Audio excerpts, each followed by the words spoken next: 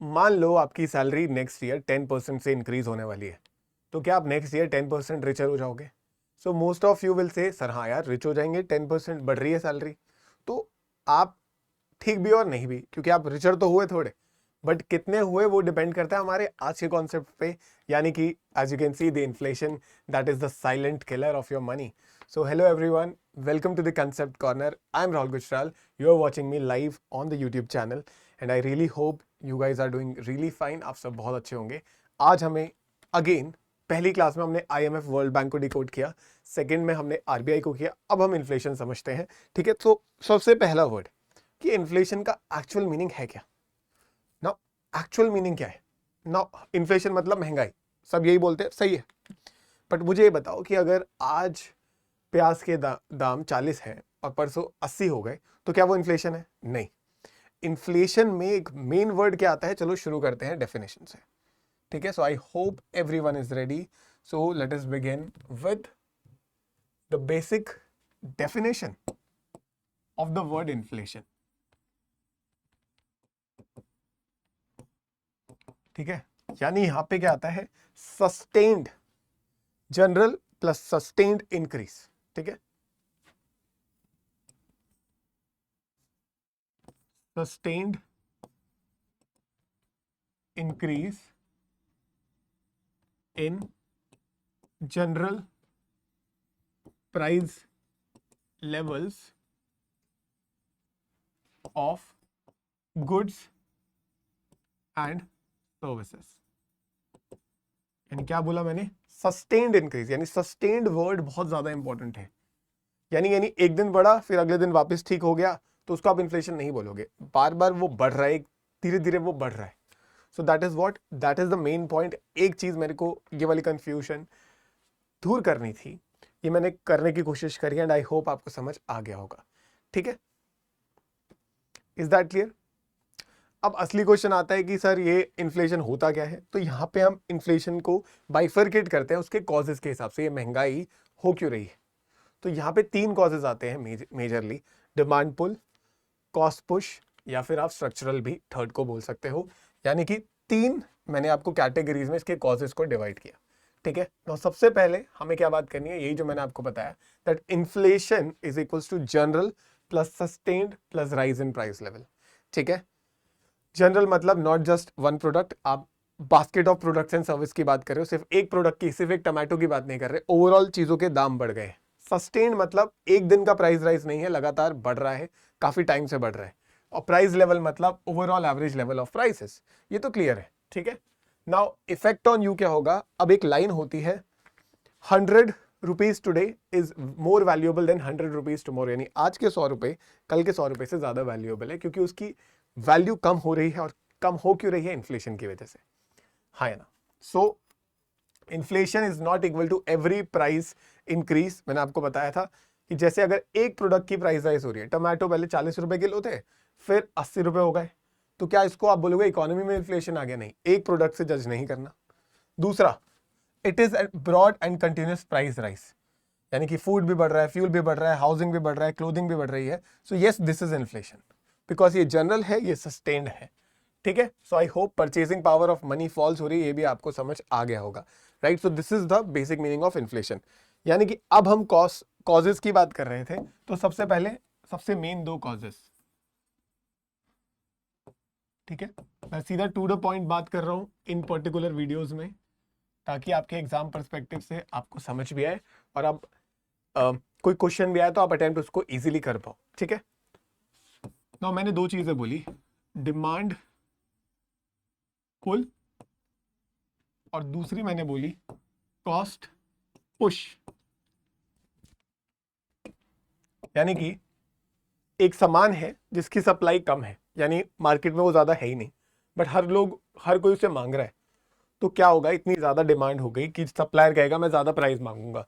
जैसे कि अभी ईरान वाली वॉर हमने देखी थी, जिसकी वजह से गैस के प्राइसेस बढ़ गए थे। तो गैस थी कम, बट लोग सब, हर किसी को वो गैस चाहिए थी, तो आपको पता है डबल ट्रिपल रेट में वो बिके हैं। सो उसका रीजन क्या था? Demand pull inflation. ठीक है, डिमांड बढ़ती जा रही है बट सप्लाई उतनी नहीं है। सो इसमें एक वर्ड होता है, एक लाइन होती है,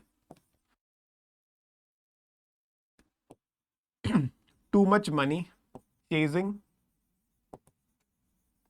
टू फ्यू गुड्स, यानी मनी बहुत सारी है बट गुड्स कमी है। यानी अगर सामान कम है पर मनी बहुत ज्यादा है लोगों के पास, तो लोग डिमांड कर रहे हैं ज्यादा, तो उस डिमांड को रोकने के लिए हमें क्या करना पड़ेगा, सामान को महंगा करना पड़ेगा। So that is what, that is the demand pull inflation. ठीक है, now what is cost push. अब डिमांड को साइड में रखो एक मिनट के लिए। अब जैसे मान लो आप प्रोड्यूसर हो, आप सामान बनाते हो, तो आपकी कॉस्ट ऑफ प्रोडक्शन बढ़ गई। कोई चीज को बनाने में जो आपकी लागत आ रही थी, अब वो लागत ज्यादा आ रही है, तो आप वो बर्डन किस में डालोगे, कंज्यूमर के पास, कि यार हमारी महंगाई हुई, एक तरीके से हमें सामान बनाने में 2-3 रुपए ज्यादा लग रहे हैं, तो अब आप हमें 2-3 रुपए ज्यादा दो। राइट, सो यहां पे क्या हो रहा है, कॉस्ट ऑफ प्रोडक्शन इंक्रीज हो रही है। यहां पे क्या हो रहा है, कॉस्ट ऑफ प्रोडक्शन इंक्रीजेस, उसकी वजह से इन्फ्लेशन हो रहा है। So that is the major difference between both the causes of inflation. So you can see first the demand pull inflation, demand is greater than supply. ठीक है, तो आप देख सकते हो डिमांड बढ़ी, सप्लाई कीप अप नहीं कर पा रही है डिमांड के साथ, तो प्राइसेस बढ़ाने पड़े। राइट, सो जैसे कि इनकम बहुत बढ़ गई इंडिया में फॉर एग्जांपल सबकी, और सबको गाड़ी चाहिए, तो अब गाड़ी की सप्लाई उतनी है, गाड़ी और ज्यादा नहीं बन रही, जितनी बन रही थी उतनी ही है फॉर एग्जांपल। तो क्या होगा, गाड़ी वाले लोग, यानी जो गाड़ी वाली आपके शोरूम्स है, वो ज्यादा चार्ज करेंगे। So demand pull inflation, demand बहुत ज्यादा बढ़ गई। फिर आता है आपका cost push, production becomes expensive. वही जो मैंने बताया, दैट कॉस्ट राइज हुआ, सप्लाई श्रिंक हुई और प्राइस राइज हो गई। राइट, जैसे इनपुट कॉस्ट महंगी हो गई, प्रोडक्शन कॉस्ट महंगी हो गई, तो उसकी वजह से प्राइसेस बढ़े। ठीक है, जैसे क्रूड ऑयल के प्राइस बढ़े, तो उससे ट्रांसपोर्ट कॉस्ट अपने आप बढ़ेगी या नहीं। अगर ऑयल महंगा हो गया, तो आपको जब डिलीवरी करानी है अपने प्रोडक्ट की, तो वो डिलीवरी महंगी हो जाएगी। सो राइट, तो उसकी वजह से फाइनल प्राइस इंक्रीज होगी। तो ये है कॉस्ट पुश इन्फ्लेशन। सो आई रियली होप मैंने ये दो टाइप्स आपको अच्छे से और कॉजेज समझा दिए। ठीक है, सो हमें क्या पता चला, दैट अगर डिमांड पुल इन्फ्लेशन की बात करें, तो buyers are pulling prices upwards. इतने सारे बायर्स हो गए कि प्राइस अपवर्ड जा रही है। और कॉस्ट पुश में याद रखोगे, कॉस्ट इतनी बढ़ गई है कि वो आपकी प्राइसेस को बढ़ा रही है। So cost pushes price upwards. So that is the major thing that you have to remember when you talk about the demand pull and the cost push. Is that clear?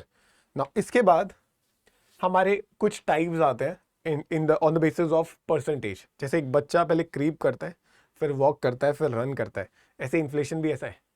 Inflation पहले creeping होता है, जो कि बहुत manageable होता है, और थोड़ा सा इन्फ्लेशन होना जरूरी है मार्केट में, तो दैट इज गुड। जैसे इंडिया में आरबीआई वाली वीडियो में मैंने आपको बताया था पिछली में, 4% का टारगेट है मॉनेटरी पॉलिसी कमेटी का। तो सिमिलरली अगर मैं बात करूं इन्फ्लेशन के types on the basis of percentage, ठीक है, तो हमारा क्रीपिंग इन्फ्लेशन होता है,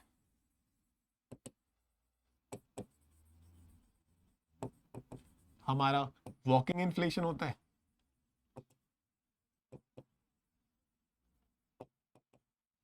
ठीक है, क्रीपिंग, वॉकिंग, फिर हमारा होता है रनिंग।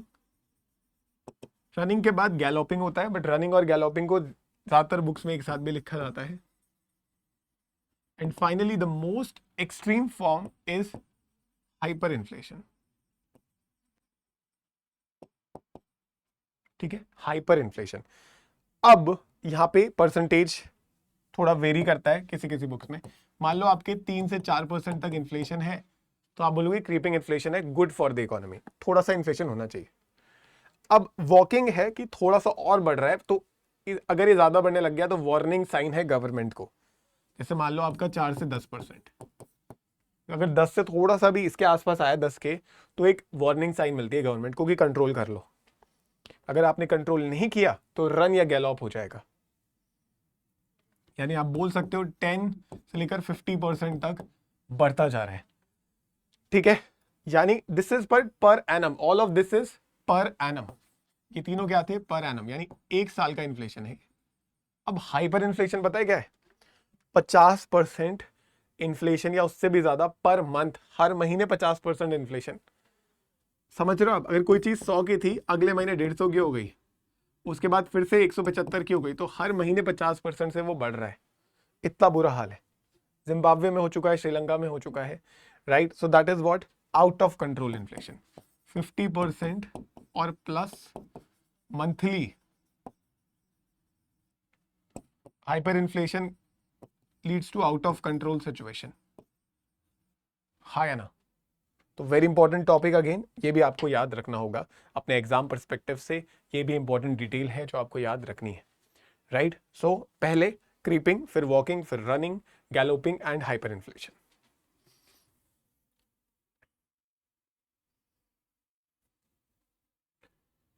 ठीक है. कुछ और चीजें, जैसे कि हम इन्फ्लेशन को मेजर कैसे करते हैं. सो मेजरमेंट कैसे होती है इन्फ्लेशन की. इंडिया में हमारे पास दो चीजें फॉलो होती हैं, CPI and the WPI. CPI क्या होता है गाइस, कंज्यूमर प्राइस इंडेक्स, और डब्ल्यूपीआई क्या होता है, होलसेल प्राइस इंडेक्स. ठीक है. नाउ दोनों में डिफरेंस क्या होता है, again as I said to the point बात करेंगे. नाउ सीपीआई में रिटेल लेवल पे हम देखते हैं inflation, retail level, and we consider both the goods and services there. अच्छा, होलसेल का मतलब बल्क होता है, तो आप मुझे बताओ बल्क में कभी सर्विस बिकती है क्या. नहीं, बल्क में गुड्स बिकता है, तो यहाँ पे सर्विस आते ही नहीं.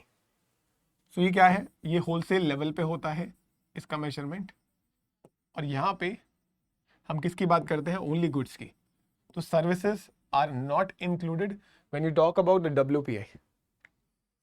Is that clear. तो ये भी याद रखना. तो अगर आप देखोगे सीपीआई और WPI points, so you can see consumer price index represents the cost of living compiled by the NSO. याद रखना, ठीक है. सो कंज्यूमर की price of goods and services consumed by households, उसमें कितना इंक्रीज आ रहा है. So that is what compiled by the NSO, please remember. WPI की बात करोगे, so tracks price movement of goods at wholesale stage, useful for understanding wholesale price pressure, कि wholesale side पे कितना प्रेशर है, उनकी साइड पे कितना इन्फ्लेशन है. Is that clear.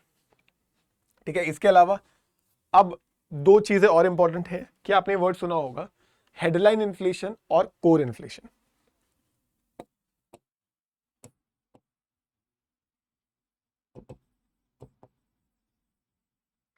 तो पहले बताता हूं हेडलाइन इन्फ्लेशन. तो जितना भी टोटल इन्फ्लेशन है ना, उसको हेडलाइन इन्फ्लेशन बोलते हैं. हेडलाइन मतलब total inflation in the economy. अब कोर क्या है गाइस, कोर होता है हेडलाइन में से हम दो चीजें माइनस कर देते हैं इन्फ्लेशन की, फूड एंड फ्यूल. ठीक है. अगेन एक्सप्लेनिंग, हेडलाइन इन्फ्लेशन मतलब सारा इन्फ्लेशन, कोर इन्फ्लेशन मतलब हेडलाइन में से दो कंपोनेंट्स हटा दो, फूड का इन्फ्लेशन और फ्यूल का इन्फ्लेशन. तो यहां पे आपको पता चल जाएगा कि कोर इन्फ्लेशन कितना है.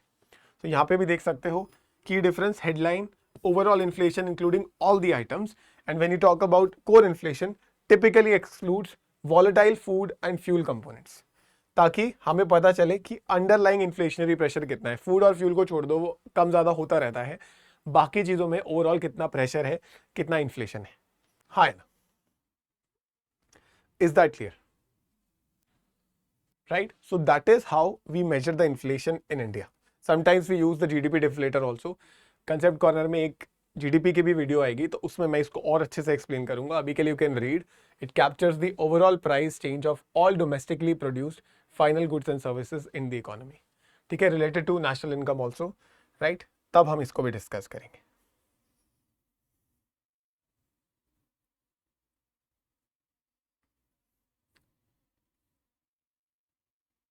ठीक है. फिर एक वर्ड आपने सुना होगा, स्टैगफ्लेशन. Very very important. ठीक है. यानी कि इतना बुरा हाल है इस इकोनॉमी में अगर स्टैगफ्लेशन है, इसलिए मैंने रेड से किया है. इन्फ्लेशन तो आई है, ग्रोथ भी स्टैग्नेंट है, और अनएम्प्लॉयमेंट भी बहुत हाई है. यानी इन्फ्लेशन प्लस अनएम्प्लॉयमेंट, तो इससे वर्स्ट कॉम्बो क्या हो सकता है गाइस. इन्फ्लेशन, जैसे दिवाली पे आप सेलिब्रेट भी नहीं कर रहे हो और आपको सिर्फ सोन पापड़ी मिली है, उसी तरीके से इन्फ्लेशन भी है और अनएम्प्लॉयमेंट भी है. तो इतना बुरा हाल है. ठीक है. यानी कि ये है आपका stagflation, very worst case scenario. इसके अलावा वेज प्राइस स्पाइरल, एक ये वर्ड है, थोड़ा इंपॉर्टेंट है।